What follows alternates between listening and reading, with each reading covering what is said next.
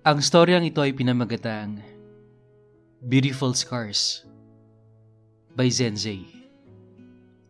Simulan na natin ang kwento.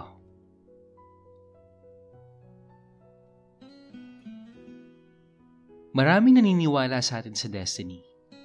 Sa tadhana, sabi nga nila, na yung taong nakalaan talaga para sa'yo ay nag-aantay lang ng perfect timing.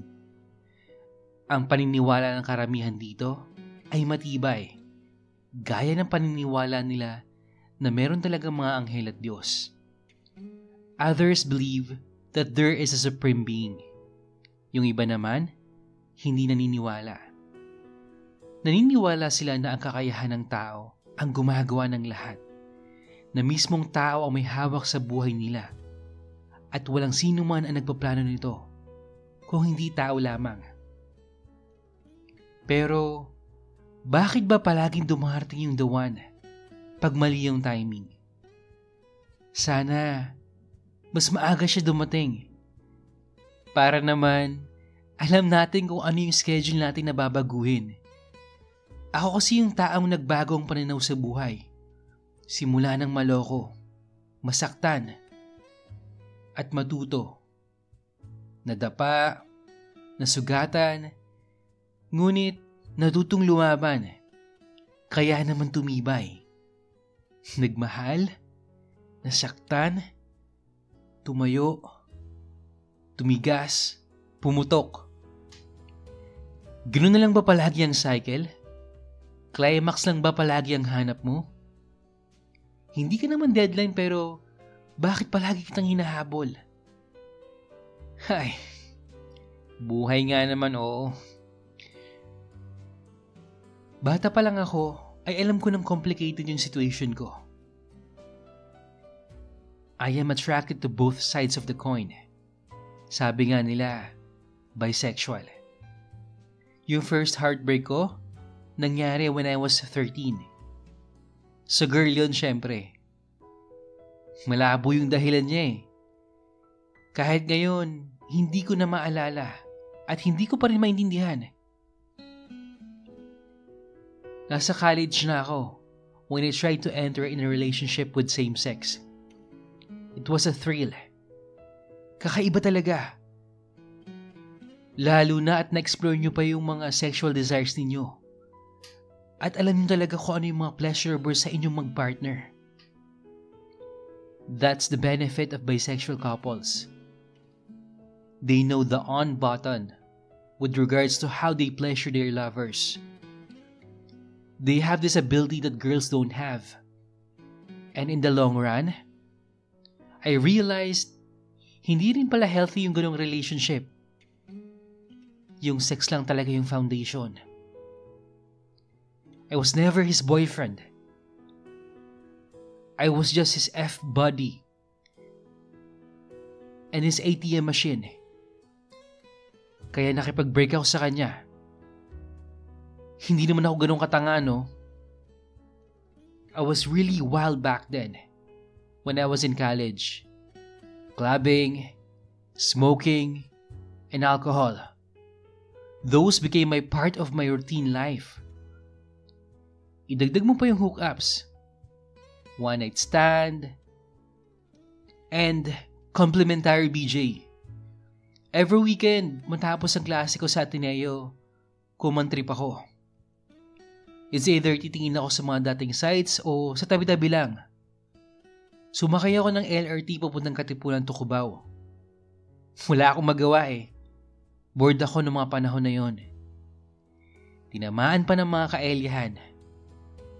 Kaya naglakad-lakad ako sa area. Yung mga tumpukan ng mga lalaking bayaran. Alam ko na yun eh. Pero hindi ko sila trip. Ayoko naman sa mga taong gamit na. Kung may kapangyarihan ako, nasagapin sila, gagawin ko. Naglalakad ako nang biglang may nakakuha ng atensyon ko. Isang teenager pero maangas ang dating. Nandun lang siya sa labas ng alley mall. Hindi ko lang alam kung may inaantay. Nakakap siya nun. Tapos, sweatshirt, tapos short, tsaka sneakers. Siguro mga nasa 5'6" yung height. Tapos nilapitan ko siya. Pre, may yosi ka? Tanong ko sa kanya. Tinitigan niya lang ako. Saka ngumiti, tapos umiling siya. Pipi ka ba? Nahangisi yung tanong. Hindi Sagot niya nun. Grabe. Yung boses niya. Sobrang attractive para sa akin. And his eyes is driving me crazy. Kaya naman, mas nagalit pa yung alaga ko. Na kanina pa galit na galit. And I need to ease this pain in my lower abdomen. Ilang taon ka na ba? Tanong ko sa kanya. 15. Matipid yung sagot. May inaantay ka ba? Wala naman. Nagpapahangin lang ako dito. Nainis kasi ako sa bahay Napagalitan lang naman ako ng mami ko. Bakit ka ba napagalitan ng mami mo? Pag-uusisa ako noon. Kasi hihingi sana ako ng pabiling bagong sapatos Pero ang sabi niya, kakabili ko lang daw last month.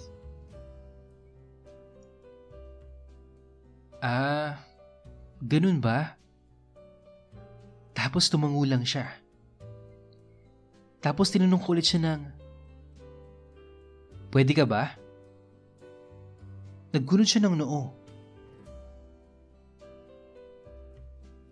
Pwede saan? Tanong niya sa akin noon.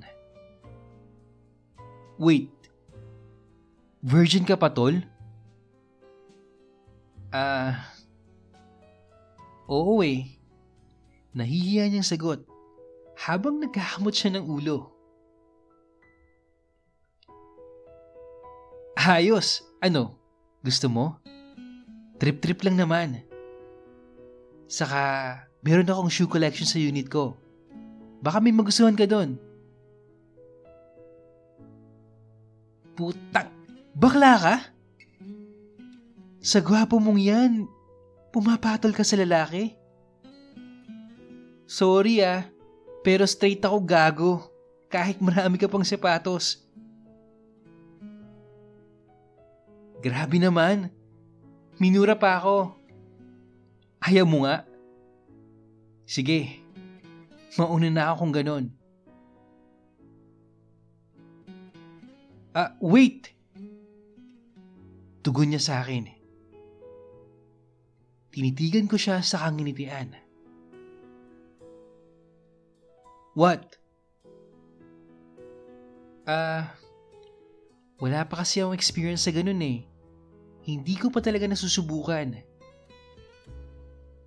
Hanggang Mariang Palad lang kasi ako.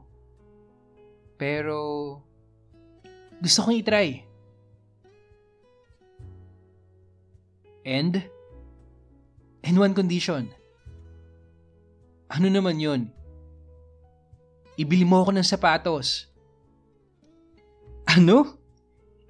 Ibibili kita ng sapatos?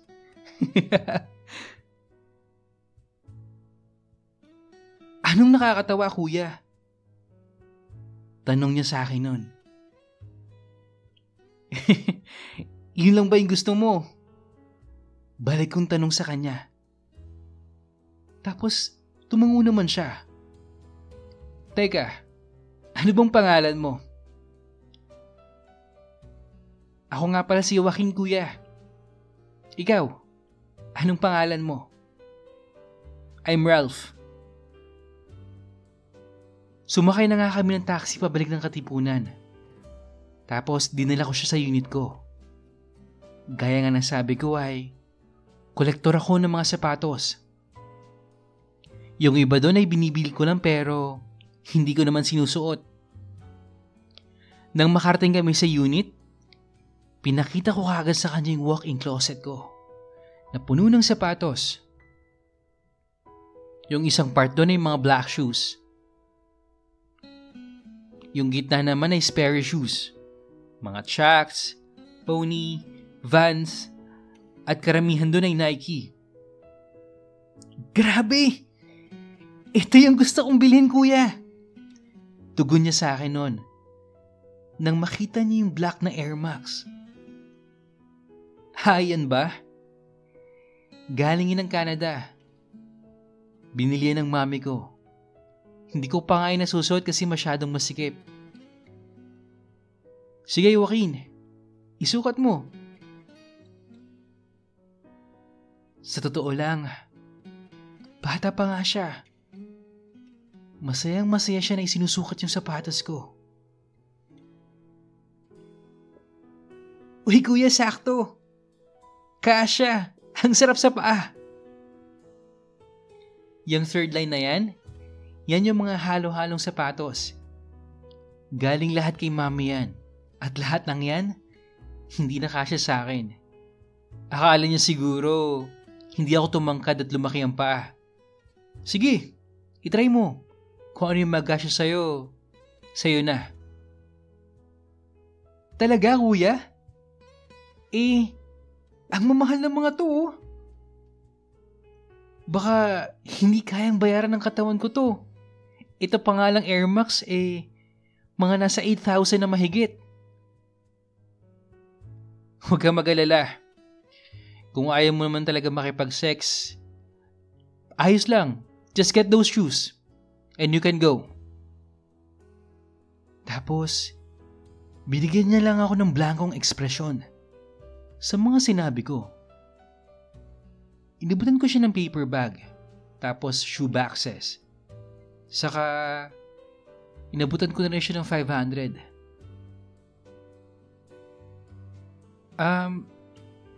Para saan to? Tanong niya dun sa 500 pesos. Pantaksi mo, Joaquin. Pabalik.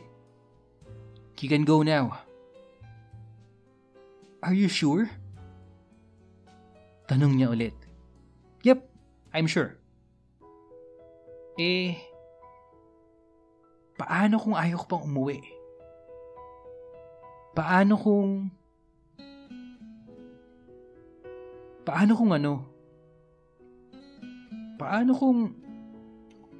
gusto ko talaga makipag-sex sa'yo? Sabi kasi ng mga tropa ko, magaling daw sumubo yung mga katulad mo. Really? Sinabi ng tropa mo yun? Oo, kuya. Kaya patunayan mo. Gumising na lang ako sa inasal niya. Curious nga ang batang to. Lumapit siya sa akin, tapos umupo ako sa kama dahil mas matangkad ako sa kanya. Kiss me, Joaquin. Utos ko. Hindi ako marunong Tugon niya. Then, tuturuan kita. Tapos, nilapat ko yung labi ko sa labi niya. Touching his upper lip, then the lower. Simultaneous phase. Mabagal muna. Tapos, pabilis ng pabilis. Na ma-pick up niya yung rhythm, siya na yung gumagawa nung nakuha niya na yung momentum. Sinubukan kong buksan ang kanyang labi at ipasok ang aking dila. Nabigla siya nun. Dahil siguro, na-weirdohan siya sa ginagawa ng dila ko sa loob ng bibig niya. Sinubukan kong sipsipin yung dila niya. At napaungol siya noon. Ang tagal namin naghalikan. Halos mawalan kami ng hininga. Habang naghahalikan kami ay unti-unti ko na siyang hinubaran ng sweatshirt at ganun din naman siya sa akin. Pumitaw muna kami sa halikan. Para naman matanggalan namin yung natitira pa namin sa plot. Pinagmasdan ko siya nung hubad na siya. Tayong-tayo na yung kargada niya. Mamasa-masa sa paunang katas. Wow! Gifted! 15 years old. Tapos, ngumisi lang siya sa mga sinabi ko. Naghalikan kami ulit. Hanggang sa may nangyari na nga sa aming dalawa. Matapos nun ay nag-shower na kami. Ano, Joaquin? Hatid na kita? Tugon ko. Bukas na lang ako uuwi, kuya. Pwede bang dito na lang ako matulog? Iti-text ko na lang si mami na nakitulog muna ako sa classmate ko. Kung yun ang gusto mo, okay lang naman. Nagutom ako dun Pa-deliver tayo ng pizza para bumalik yung lakas mo? Ang libog mo kasi. Sabi ko kay Joaquin noon. Ginusto mo naman Tugon niya. Saka kami nagtawanan. Matapos kumain ay natulog na kami. Kinabukasan nagigising ko ulit siya ng isa pang power BJ. Hindi talaga nakakasawa susuhin, lalo na pagbata. Saktong pagmulat niya ng kanyang mga mata ang pagsabog din ng katas niya. Matapos namin mag-breakfast at makaligo ay hinatid ko na siya sa bahay nila. Sabado noon at may klase ako ng tanghali. Salamat, kuya. Walang anuman, Joaquin. Kuya. Yung number ko pala. Nasa phone mo na. Sa kanya ako kindatan. Nag-drive na ulit ako pabalik sa unit ko. Matapos nun ay hindi na kami nakita. Ganun talaga ako pag nag-hook up lang. Wala na dapat kasunod. Kasi pag may kasunod na, meaning nun, F-body na kayo. At posibleng may attachment na. Pero nag-ibang ihip ng hangin. Pagkatapos ng ilang buwan, nadatnan ko na lang siya na nasa labas ng unit ko. At may kasama pa siyang kaedaran niyang lalaki na may itsura din. Oh, anong ginagawa mo rito, Joaquin? Tanong ko na nakakunot ang noo.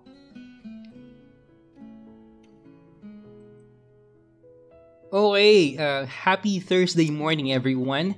Sorry ngayon lang tayo ulit may upload. Wala pa kasing bagong story Kaya guys, mag-share na kayo ng stories nyo para may daily upload tayo. Email nyo lang yan sa imrensantiago@gmail.com or message nyo lang ako sa Facebook. Yung link nasa description box.